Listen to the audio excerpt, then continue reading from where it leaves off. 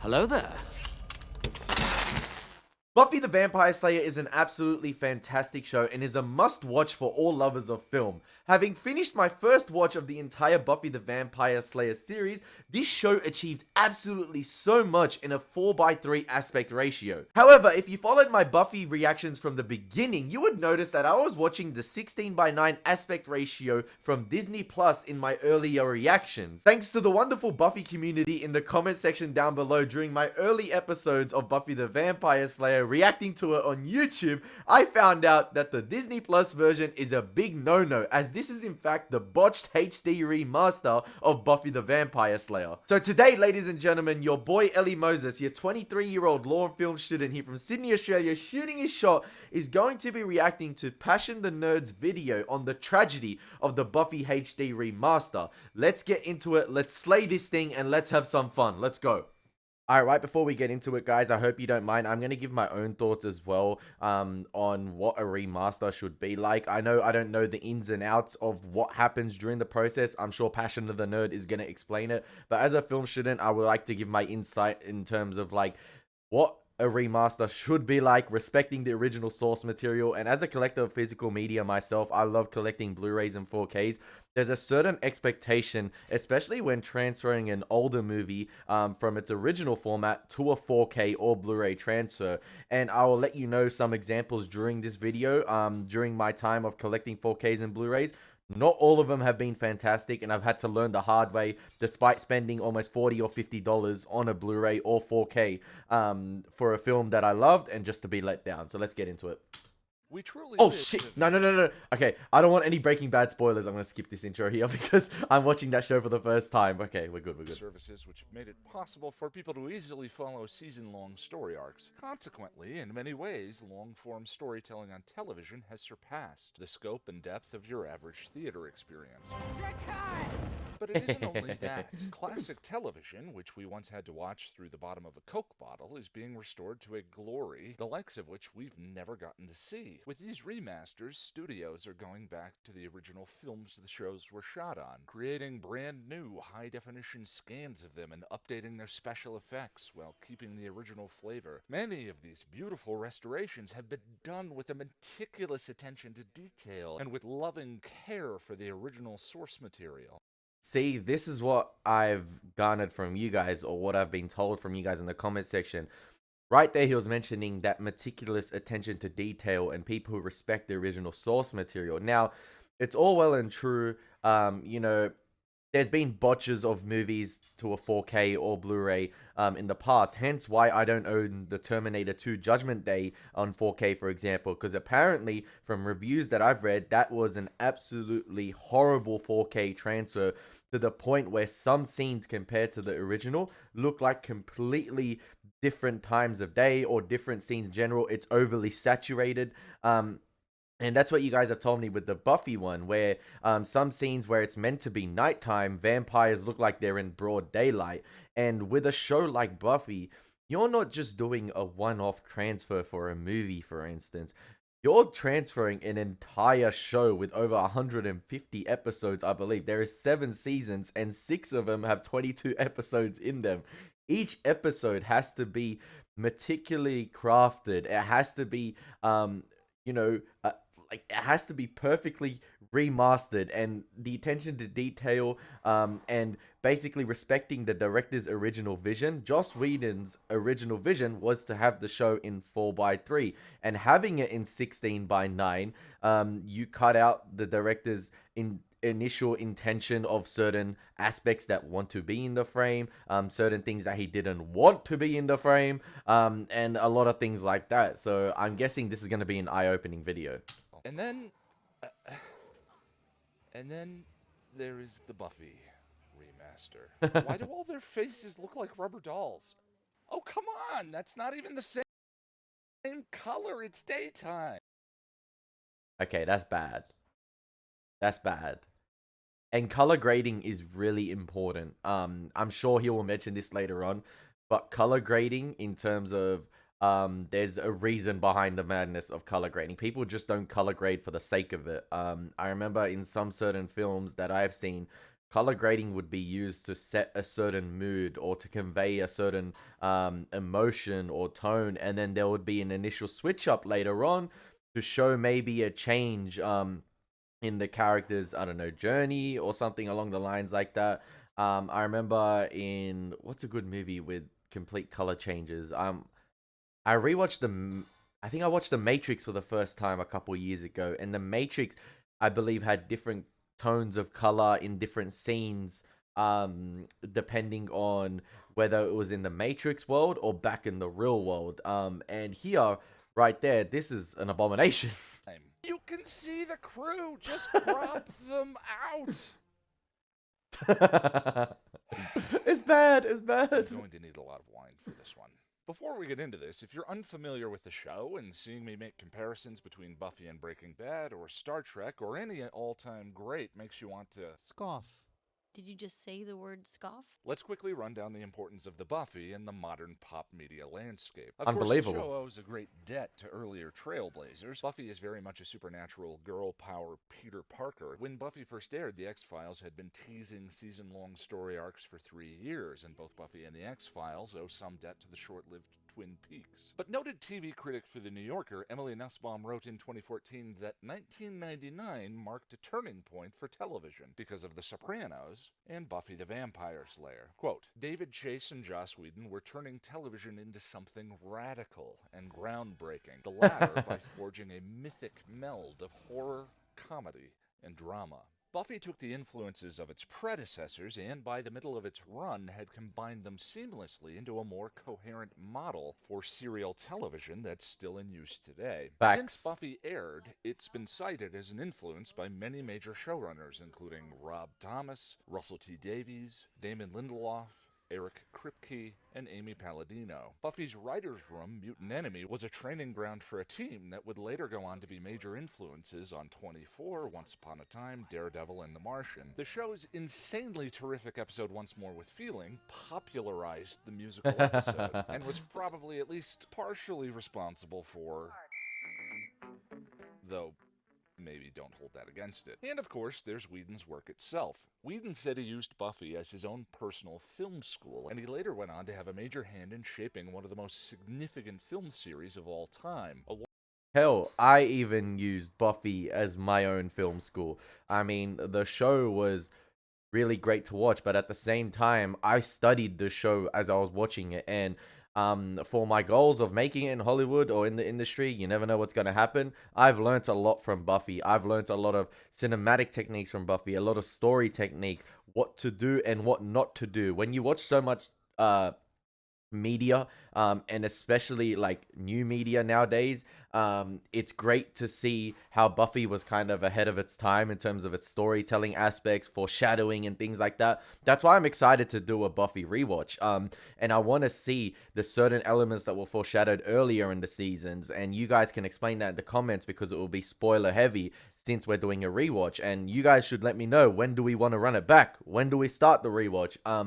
But yeah, Joss Whedon used this to go and do better things. And you can say whatever you want about the man, but you cannot deny that Buffy is basically almost a masterpiece. Sure, there's terrible episodes here and there that don't need to be there, but I feel like a lot of them even serve the purpose in terms of developing the characters, even though it was sort of revolved around a terrible Monster of the Week episode. Along with creating Dollhouse, Angel, Firefly, Dr. Horrible, and Agents of S.H.I.E.L.D. If this topic of the awful remaster sounds familiar, it may be because 4 years ago, when the remaster was only partly complete, I recorded a voiceover for a video called What's Wrong with Buffy's HD. This video, like that one, was done in collaboration with the team at Buffy's HD group over on Facebook, who have done the lion's share of the research and referencing. However, since we made that video back in 2015, the abysmal remaster has limped to its conclusion, and we all felt it warranted some kind of complete post-mortem.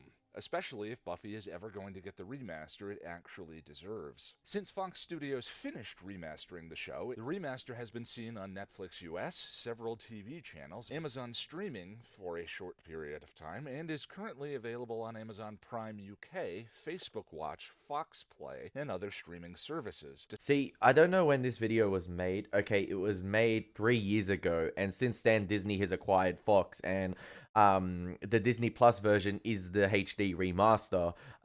From what I've been told by you guys, I haven't watched past, I think, the first couple episodes because thanks to one of the fantastic subscribers, I got sent the whole show on 4x3, and that's the way it was intended to be watched, and that's the way I watched it. But since then, it doesn't look like Disney has even cared or showed the slightest interest of fixing this initial remaster, because to fix the remaster, it ain't simple. You need to dedicate a whole team, and it's basically a situation of you failed your homework, you do it again from the beginning. It's not like, okay, you rub out this sentence and fix this sentence. No, this is a catastrophe. You need to redo it. You need to fix your structure from the beginning.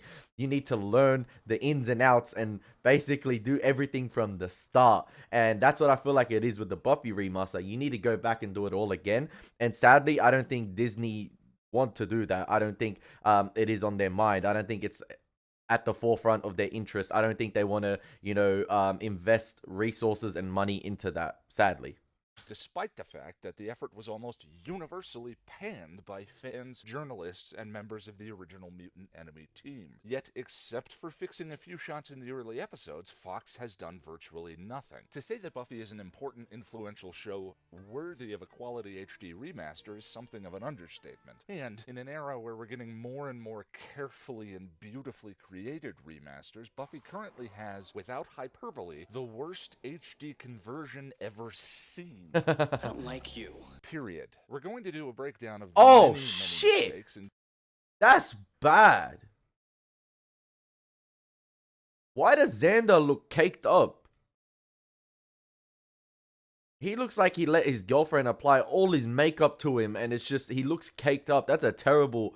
He looks waxy. He looks like a doll. What's that exhibition where the Madam recreates sort of replica dolls? Like Madam... I forgot what it's called. Madam something. That's what Xander looks like there. And that's a terrible remaster. Like, even all the subtle details that you would see in a human face in a HD, I guess, remaster, is non-existent here. You don't see any, pigments of, like, you see nothing. It's just all caked up. It looks like he's filled to the brim with makeup here. Like, there's no freckles, and it's terrible. It's terrible. It's terrible. And that's the problem with some 4K remasters even today. But one of the most fantastic 4K remasters I've seen is Predator. That's got the best, or one of the best 4K transfers I've ever seen, because the 4K transfer maintains that sort of original film grain from the original film, or from the original way it was shot, and it's absolutely fantastic. There's that natural film grain on screen as you're watching it, in addition to the Ultra HD crystal clear picture. It's absolutely fantastic. But here, this looks like an abomination. including the absence of color correction, the framing, the weird digital filters they threw on the footage, and the handling, or rather mishandling, of the show's special effects. Disney, if you're out there, please listen closely. About that. Oh, we got ads. We got ads. Shooting all the footage for a movie or television show is only the beginning of the process when it comes to creating a piece of content. Once all the footage is shot, it enters what is called post-production, where the footage is edited, sound effects and score are mastered, and special effects are created. And it's clear that for the remaster, a crucial part of the post-production was regularly skipped: color correction. Also called color grading. Color correction is simply shifting the color in a computer of filmed footage to achieve a particular kind of effect. In The Matrix, any of the scenes that were occurring in the real world had a light blue organic hue to them, and any of the footage in The Matrix itself was tinted green. the same color as the green text on Neo's computer, a visual indicator that they were all in a program themselves. Buffy used color correction quite a bit to change the atmosphere of a scene in the editing room, make footage There we that was go. shot during the day look like it took place at night, or simply to make the show look richer. The first step in the HD remaster process is to go back to the original film footage that was shot for the show, but after you do that, you have to reapply all of those color corrections that were done in post-production, and it's clear that much of that work in the original show was outright ignored. In doing so, a multitude of issues were created depending on why a scene was color corrected in the first place. Some scenes now look like daytime, or a sunset scene no longer has a sunset. At a basic level, it looks like the remaster team was haphazardly applying an automatic filter to the brightness and image contrast, which has completely altered the mood of some scenes. A whole pile of shots now look completely unnatural or washed out, including the landmark "once more with feeling."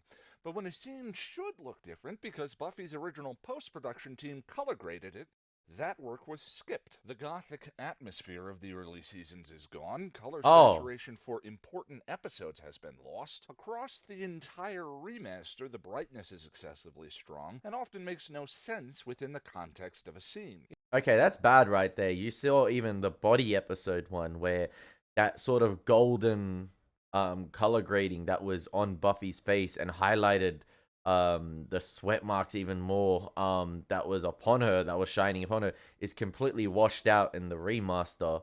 And yeah, that initial feel that the director wanted you to experience, that atmosphere that was initially created, is completely gone in the remaster. That's why you guys told me don't watch the remaster when you first watch Buffy, because that's not the way it was intended to be. You watch it the way Joss Whedon intended it to be, with the original color grading.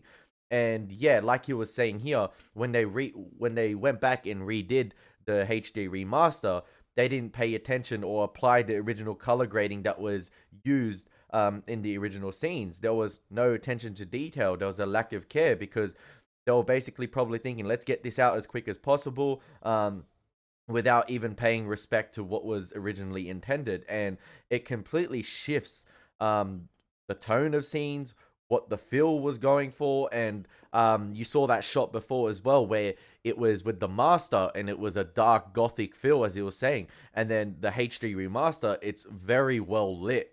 It's almost too bright, and it just, I guess, yeah, it takes you out of that gothic feel that it was initially going for. In one of these shots, it's 11:34 p.m. at night.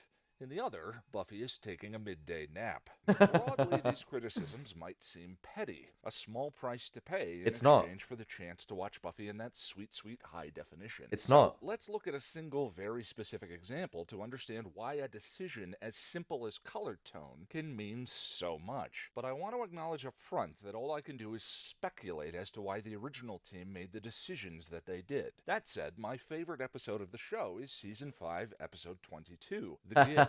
Throughout Season 5, So good. Buffy has been defending her kid sister Dawn from an unstoppable big bad. And in Episode 22, Buffy finds herself at the end of her rope, as she's faced with choosing between Dawn's life or the fate of the entire world. This is her character's low moment. I don't know how to live in this world if these are the choices. She fights the big bad, attempts to save her sister, and in a moment of clarity realizes that rather than sacrificing her sister to save the world, she can sacrifice herself. See, what I've noticed right here, I don't want to butt in quickly, but what I've noticed in that shot where she was rescuing Dawn, there's sort of like a dark blue color palette used. And I wonder, obviously, I think he's going to mention that, but there's sort of like a blue color grading palette to the whole thing. And I'm guessing the ending of Season 5, Episode 22, when the sun comes up and rises, it's meant to show that transition. But I'm guessing the HD remaster botched that. During her moment of realization, the sun rises. Buffy saves the world, yada yada yada. All of the night sequences at the end of the episode had a blue color tint applied to them almost across the board. Some shots had a less dramatic grading, but it's almost in every shot. And that blue tint is completely missing in the remaster. Yeah, my guy Colors are looks more like... organic, the colors are warmer, rosier, and more orange. Yeah. Kind of like the colors of The Dawn. The climax of the episode and the moment of Buffy Buffy's emotional breakthrough. By removing the blue tint, there is no longer a visual distinction between the hopeless battle and Buffy's moment of clarity with the scenes after. An entire layer of visual subtext has been lost in the episode, all because of a little lack of blue. See, like I was saying before, I'm sorry to keep pausing, but I love this video so far. It's a fantastically well-made video. Color grading is really important, and he was saying right there, there's a reason the blue was used. It's to showcase that distinction between the earlier scenes and when the sun rises before. And that's completely destroyed in the HD remaster, where the colors are much warmer and everything like that. Now, a subject I really appreciated at uni, I did last year. I'm not doing it this year. I wish it was a forever subject. It was amazing. It was called global cinema. And I don't want to sound pretentious here. I don't want to, because I love it. It's just my love for film. We had to watch a film each week from another country. It was prescribed, and some weeks you got to choose. And one week we watched this French film involving a coming-of-age story of three girls.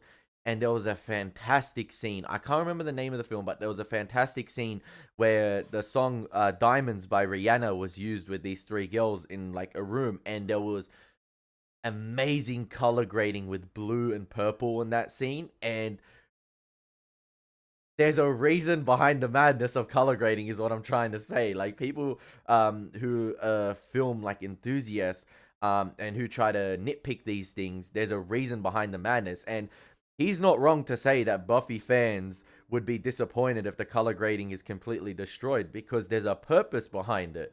And that's what I'm trying to say here, is that there's a reason behind color grading all the time. And the more I've watched film, and the more I've started to watch more iconic things such as Buffy the Vampire Slayer, I've realized the importance of color grading and how it can completely change the mood or setting of a scene. Classic television, like Buffy, was created for what's called a 4:3 aspect ratio. Just think more square. Modern TVs are a more rectangular-shaped 16:9 aspect ratio. And when it comes to remastering old shows for modern televisions, there's always the question of whether or not to maintain the original squarish 4:3 shape, or to convert it to 16:9. Joss Whedon is on record having said that the 4:3 is the way he wants the show to be. And there we he's not go. against Buffy in HD, only Buffy in widescreen. The show was shot with widescreen Panavision film cameras, but always with the intention of it being cropped down for the 4:3 squarish format. Now, a widescreen version would go against the creator's wishes, but recent remasters like The Wire and Charmed have proven that a show could still be successfully converted to widescreen without losing the creator's vision. And even though CBS released the Charmed Blu-ray in 16:9, they did create 4:3 HD masters that are available on streaming services. Whatever decision they were going to make, the problem is that Buffy's conversion to widescreen was done with a bulldozer, using insane amounts of cropping. Oh. Logically, it would follow that the remaster should most often just open up the frame and use the unused portions of the original filmed shot. But We've there were regressed. confusing decisions throughout to instead crop down the original aired frame. Season 1 is a nightmare. Look at Willow's face! This frame on Buffy looks awkward and crowded. Later, the remaster starts incorporating more of the original unused portion of the footage, but continues for some reason to crop out parts of the original shot from the show. See, what this basically is telling me here is, again, highlighting the fact no attention or care was given to the HD remaster because of how inconsistent the transfer was. As you were saying earlier on, you'd almost lose a quarter of that segment, maybe even, yeah, you'd lose a quarter of the intended 4:3 aspect ratio from the bottom. And the 16:9 cut that completely out, as you were saying in the scene with Willow before. And even still, when they started to improve a little bit, it's not that much of an improvement. And there's a very apparent inconsistency here. And it's got me thinking about the Jurassic Park 4K transfer. I remember buying the entire Jurassic Park series on 4K. And the film I was excited to see the most on 4K was the original Jurassic Park. At the time, I didn't read any reviews on the original 4K Jurassic Park transfer, but then after seeing it, I did. And what happened with the 4K transfer of Jurassic Park is, at points, the film looked fantastic in 4K. I'm not going to lie.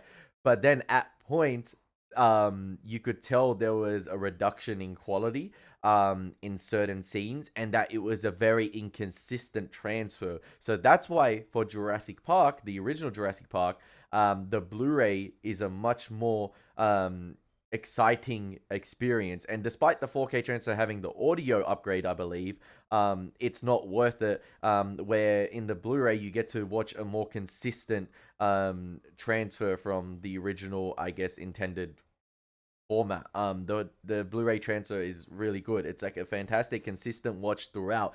And the 4K, although having its amazing segments in Ultra HD, another scene would be completely dumbed down, or it'd be completely different from what was intended. And yeah, it's never good to have that inconsistency. Goodbye, Angel Latte. In What's My Line, they completely crop out the burned church at the end of the episode. Wow. One running theory for why this happened is that the remaster team had a computer doing auto-framing and the team didn't bother to fix it, which could be the only way to explain the utter indifference to doing such a terrible job. That's bad. The result is a regularly ruined composition, and the director... Bro, 3/4 of the computer right there is cut out. Intention being completely ignored. Cropping issues were never resolved and are present in all 7 seasons, the extreme zooming being doubly unnecessary. As we can see from the European DVDs, which were released in widescreen, that no cropping was required at all. Even if the transfer had been done correctly and used the entire frame, since Buffy wasn't filmed with the ultimate intention of being aired in widescreen, without the remaster team paying attention to each shot, what you end up with are a pile of easily avoidable mistakes. These are lies. You often get a syncing issue with the previous shot, a piece of equipment appearing like lighting rigs or worse, crew members. There's those Panavision cameras we were talking about. That's earlier. bad, man. If an That's actor was bad. originally cropped out of a shot in the remaster, you may hear a character speak, but their lips are not moving. But we can't. We've got to. You don't understand. Those are the more obvious mistakes, but the remaster is full of little ones caused by the change in aspect ratio that they needed to fix. So you have cropping and reframing where it's pointless and breaks the original vision of the director, and you have shots where cropping actually would have been a benefit just outright ignored. Thing is, cropping is the cheap and worst way to fix the problem anyway. That's as you lose bad. information from the original shot. In HBO's excellent remaster of The Wire, those C-stands, cameras, and crew members were painted out digitally. Okay, we got another ad break. I'm going to use it to talk anyway.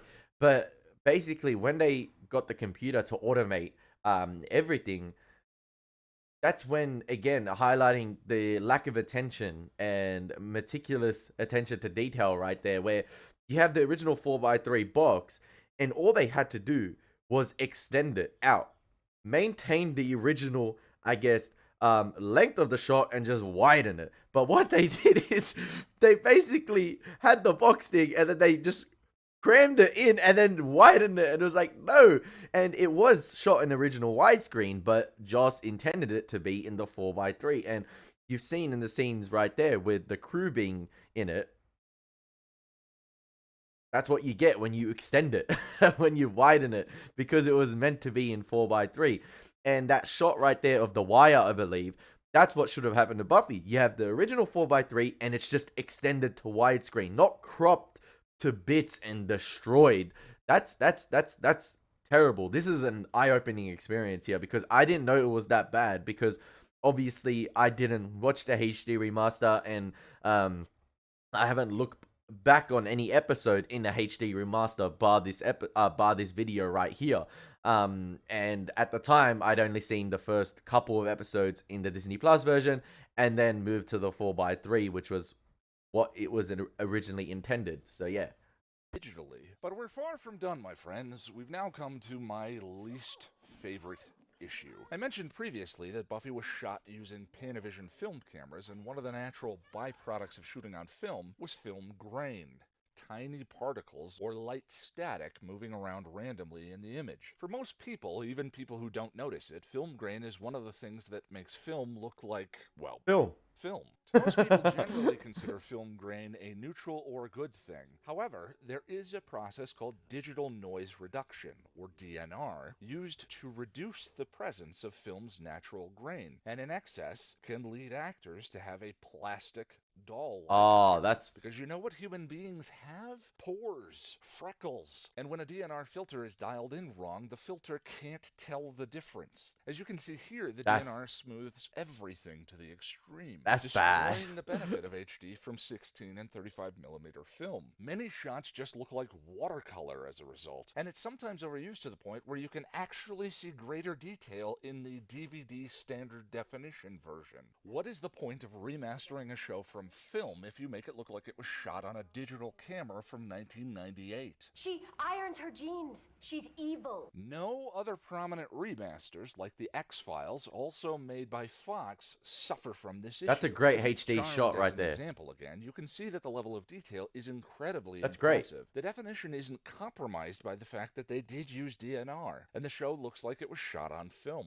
See, the definition in the face right there on Charmed, for example, on the left-hand side of the screen, compared to Buffy, as I just paused at the right time, with that digital noise reduction, I use noise reduction sometimes on my thumbnails to reduce any of the sharpening or texture on my face. It just makes it look more cartoony and stand out a bit more. But that's not, you don't want that in film. You want the complete opposite, where you want the texture and definition in the faces to stand out. And that's what some 4K transfers butcher. But however, like I was mentioning before about film grain in the Predator transfer, it's absolutely fantastic. All the subtle details and nuances and aspects of the face. For example, in the Charmed here, everything stands out to the point, even the bags under the eyes, they really stand out. Whereas Buffy, it's all watered down and there's a layer of freaking, like I said, cake face applied to it. That's what I'm going to use. It's just completely, anything that has to do with texture is thrown out the window. This close-up comparison says it all. The two shots are the full HD versions available. Both shows were shot on 35mm during the same year, and yet the way it was remastered, Buffy looks like an extremely inferior process. The Charmed one is fantastic. Modern Blu-rays that were taken from a 16mm source that look very good. The Pride and Prejudice miniseries was shot only 1 year before Buffy Season 1. It looks grainy, but high definition, and mostly it looks natural with a pleasing amount of detail. The Gilmore Girls remaster of Season 1, which was filmed 2 years after Buffy Season 2, is more proof that 16mm can look very good in high definition. Buffy Season 1 and 2 were shot on Super 16mm film, which is never going to have as much detail as 35mm, but that's all the more reason to avoid digital noise reduction. With film transfers, all the detail is in the grain, especially when it comes to 16mm. But again, the arbitrary application of the filter just indicates that a brute force, automatic, and cheap as possible approach was Miss used Carpenter. with Buffy. No one at the wheel. Eyes on the road. Eyes on the road.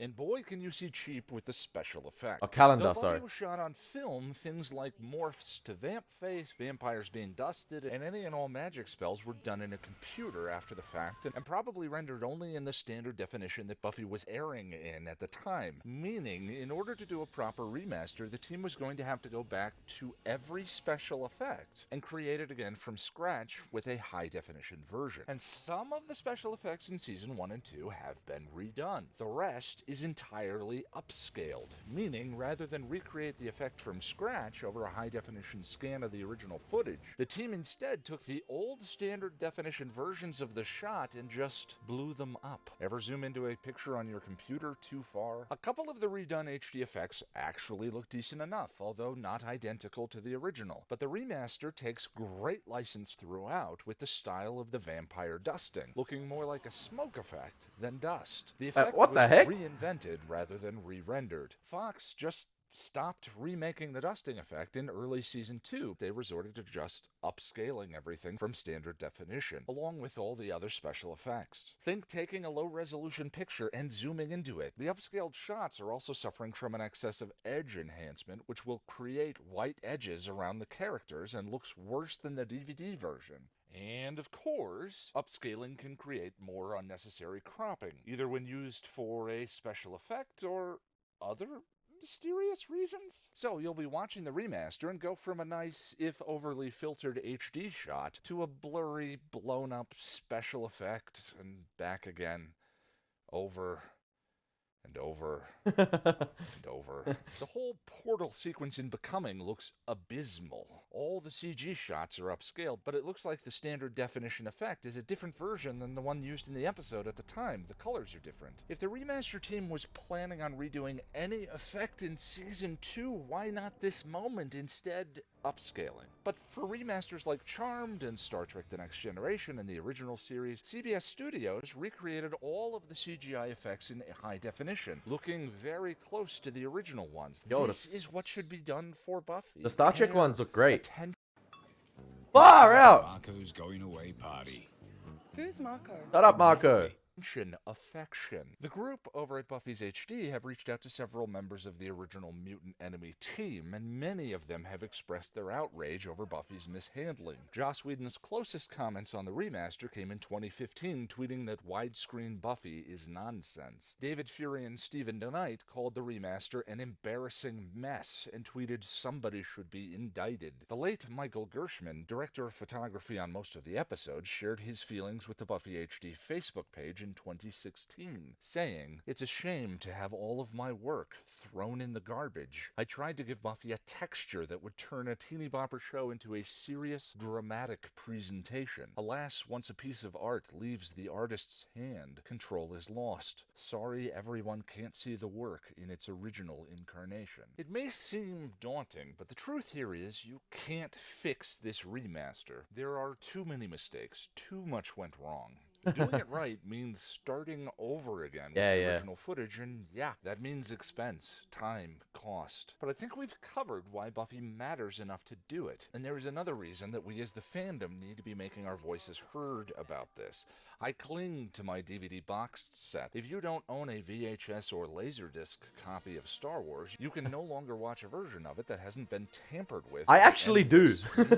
Somehow, my grandpa found it. But even then, physical media is dying. At some point, our access to our favorite stories is going to be exclusively through streaming and a la carte download services. Nah. I intend to keep the physical media thing alive because I absolutely love it. And that shot right there of the Avengers, the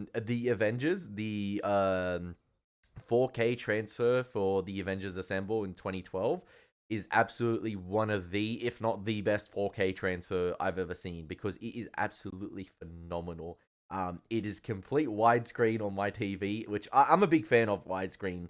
I just love it in general. I don't care, but I adjusted with Buffy, and Buffy did so much in 4:3, and it's absolutely fantastic. But in terms of the Avengers 4K transfer on widescreen, it is fantastic. The level of clarity is just amazing, and the textures on screen, they're not lost whatsoever. That shot right there, especially that 360 shot of all our superheroes, the Joss Whedon iconic 360 shot, which I found was used in all his shows before, it's just fantastic. It's just fantastic. That's one 4K. If you guys are a big fan of 4K, I recommend to buy. And it is Buffy's corporate overseers that will say what version of our favorite shows they give us access to. Will it be a blurry, half-assed mess, or will it be something that was made with care by people paying attention to the show's color, lighting, and composition? People have been asking me for my thoughts on the Buffy reboot since it was first mentioned, and here's what I'm hoping. I hope it's good. I hope it's really, really unbelievably good. Not just because we might have a brand new Buffy to comment on the trials and triumphs of a modern young adult, but because a shining success and our loud voices around it might just motivate Disney to look on the original and care. I'm not too sure about that one, because the Buffy reboot, I think at the moment, has been shelved. There hasn't been any news on it lately, from it being shelved. That's the latest thing I've heard on the Buffy reboot, is that there hasn't been no process or any developments made since. It's very hard to make Buffy in the modern era, I reckon. And I'd love to hear that commentary on a young adolescent growing up in the modern age and dealing with those trials and tribulations, because that's what the Buffy show should be about. I felt like the original Buffy had that commentary down pat. Fantastic. Yeah, there was the supernatural stuff, but the character interactions, experience of the human condition, the exploration of that was fantastic in my opinion. I'm blaring on too much here, and I've probably gone way off track, but I remember when I wrote my Buffy treatment like 2 weeks ago. It was a Buffy reboot treatment. It was just something I cooked up in 5-10 minutes. The forefront of the show, I wanted it to be these character interactions, and I wanted the OG cast to return and imprint those lessons that they learned in life onto these young individuals that were going to be new Slayers. But at the same time, it's a modern era Buffy, so you have the problems of the modern world, technology, social media. So the show would really need to be handled very carefully if they were to do a reboot or a sequel, whatever. I prefer a sequel slash soft reboot, like a sequel with the OGs coming back. Completely rebooting it would be, I reckon, just the wrong way to approach it in my opinion. Because at least if I don't know what's worse actually, if you do a reboot and have the OGs return, I feel like the fans are going to be worried. But then if you do a reboot without the OGs, the fans are going to be worried as well. Either way, I reckon just leave it untouched. But like, I'd rather have a sequel than a complete reboot. But either way, there's going to be a lot of worry from the fan base, in my opinion, for Buffy to even touch the IP again, because it has to be handled meticulously. And it can't be handled like the HD remaster, because otherwise you would have a complete fan base in uproar. So yeah, there you have it, guys. There's my reaction to the tragedy of the Buffy HD remaster. I hope you enjoyed it. I hope you enjoyed my takes as well. As always, been your boy Elie Moses. Take care. God bless. Peace.